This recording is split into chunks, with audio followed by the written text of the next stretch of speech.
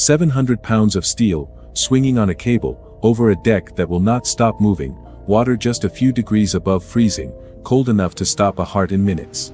And a payday big enough that men lined up for the chance to risk both. For years, one job sat at the very top of the list of the most dangerous ways to make a living in America. Not soldiers, not loggers, not pilots.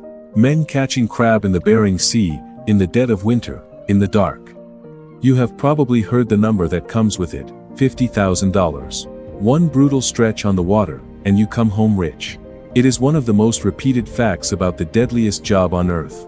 And almost everything about the way it gets remembered is a photograph of a world that no longer exists. The money was real. The danger was real. But here is the part that never makes it into the story. The exact thing that was making these men rich was the same thing that was killing them. And on the day someone finally fixed the killing, they ended the gold rush too. Over the next few minutes, 3 things are going to come apart in your hands. Why this work took so many lives, and why the thing you picture doing the damage almost never did. How it went from the deadliest job in the country to one of the survivable ones, almost overnight, without the sea getting any kinder. And what happened to the crab itself, and to the fortune that came with it. Start with the number that mattered most. Not the paycheck. The other one. At its worst, this fishery was taking the lives of roughly 8 men every single year. In the late 1990s, federal safety researchers measured the death rate in this fleet at around 770 for every 100,000 full-time workers. To put that in plain terms, it was a job where not coming home was not a rare accident. It was a feature of the work. And when investigators looked closely at how these men were being lost, they found something strange. It was almost never the thing you would expect. If you are the kind of person who wants to know how the world actually works, underneath the version everyone repeats, subscribe to Uncharted Depths. Because what was really pulling these boats under is not what you have been shown, and that is exactly where we are going next. To understand what the ocean does to a boat out here, you have to stand on the deck. Picture a steel cage the size of a small car. It weighs as much as a grown horse, and it comes up out of the water on a crane, dripping and swinging, while the deck under your boots pitches and rolls. Men work beneath it. One bad swing, one lurch of the hull at the wrong moment, and a person is simply not standing where they were a second ago. The water below them is not water you survive for long. Fall in, and the cold starts shutting your body down almost immediately. Even wearing an insulated survival suit, in those seas, in that dark, help can be too far away to reach you in time. And remember when all of this is happening.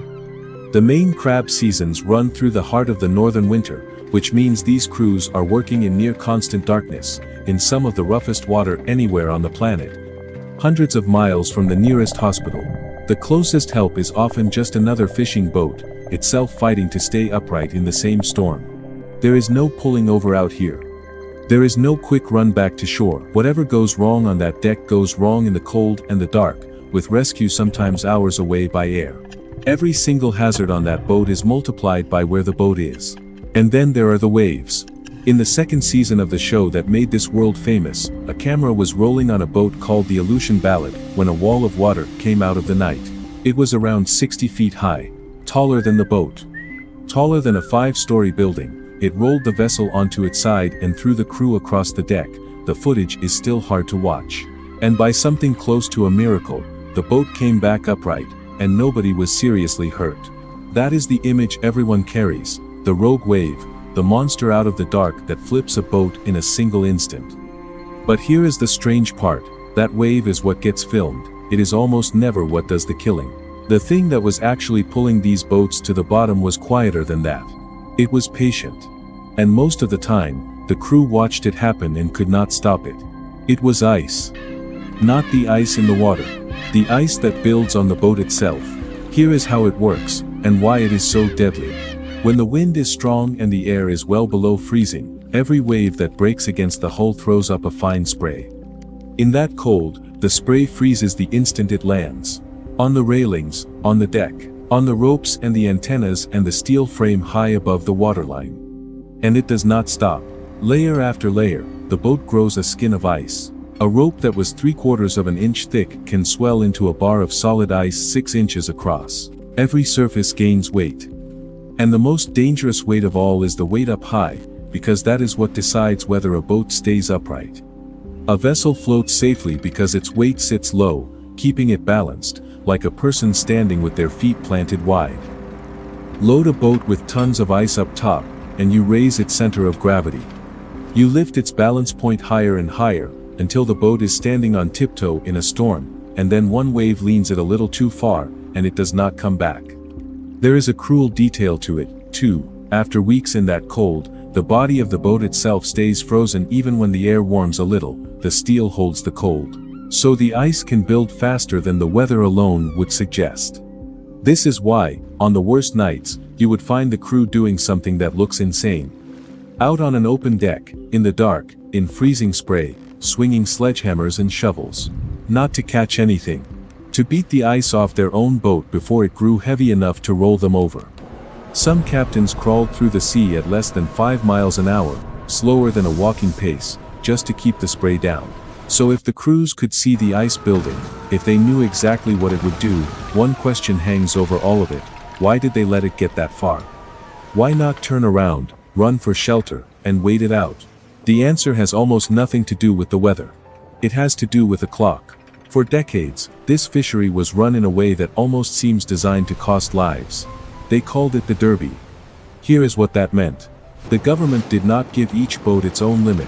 Instead, it set one single cap for the entire fleet. Every boat fished at the same time, all racing to grab as much of that shared pile as they could, and the moment the total was reached, the season slammed shut for everyone. So the whole thing became a race. And in some years, that race was over in as little as 3 or 4 days. Now, the reward for winning that race could be real money, and this is where that famous number comes from. In a strong season, a deckhand's share might climb into the tens of thousands of dollars, sometimes reaching toward that 50,000 figure everyone quotes. But look closely at the shape of it. That was a whole season's haul, not a single week's pay. And it was never a fixed wage. A deckhand is paid a slice of whatever the boat brings up, often just a few % of the catch, and out of that slice come his own gear and his own license.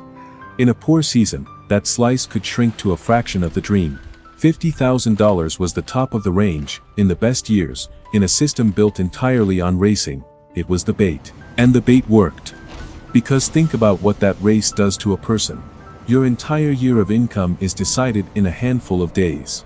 If you sit out one storm, the boats that did not sit it out are hauling up your money, your rent, your children's winter. The clock is not the weather. The clock is the other boats. So they piled their decks with more traps than the boats were ever meant to carry, because more traps meant more crab in less time. They fished through gales that any sane person would hide from. They went days without real sleep. And they let the ice build, because turning back meant losing the race. Now put those two facts side by side. Overloaded decks, stacked high with heavy traps. And ice, piling onto all of it, raising the balance point of an already top-heavy boat. That is the recipe. That is what was capsizing these vessels and drowning their crews. When federal investigators traced the deaths, the leading cause was not the rogue wave. It was boats rolling over, loaded down and iced up, and men going into water that gave them almost no time. And here is the inversion at the very heart of this story. The one thing that made this fishery so lucrative, the frantic, winner-take-all race, was the exact same thing that made it the deadliest job in the country. The gold rush and the graveyard were not two separate stories. They were the same machine. Which raises the obvious question. If everyone knew the race was taking lives, why not simply stop racing? Eventually, they did. And what happened next is one of the strangest turnarounds in the history of dangerous work. It happened in 2 moves, and neither of them was a better boat or a tougher man. The first came at the end of the 1990s. Safety investigators had figured out that the boats going down were the ones leaving the dock overloaded, stacked with too many traps that would then ice up at sea. So the Coast Guard started doing something almost embarrassingly simple. Before a boat was allowed to leave the harbor, an inspector checked its load. Too many pots on deck, and you did not sail. That is it, a clipboard and a dockside inspection. The second move was bigger. In the year 2005, the whole system was torn up and rebuilt. The Derby was gone. Instead of one shared pile and a mad scramble, each boat was handed its own individual share of the catch. Your crab was your crab. Nobody could take it from you by fishing faster than you could. And just like that, the reason to race, the reason to overload, the reason to sail into a killing storm, all of it simply vanished. You could wait for a safe window, because the crab would still be there when you came back. The result was almost hard to believe. The deaths dropped from an average of around 8 a year to fewer than 1. Federal safety researchers described the change like flipping a switch. Let that sit for a moment. After decades as the deadliest job in America, what finally tamed it was not courage, and it was not technology.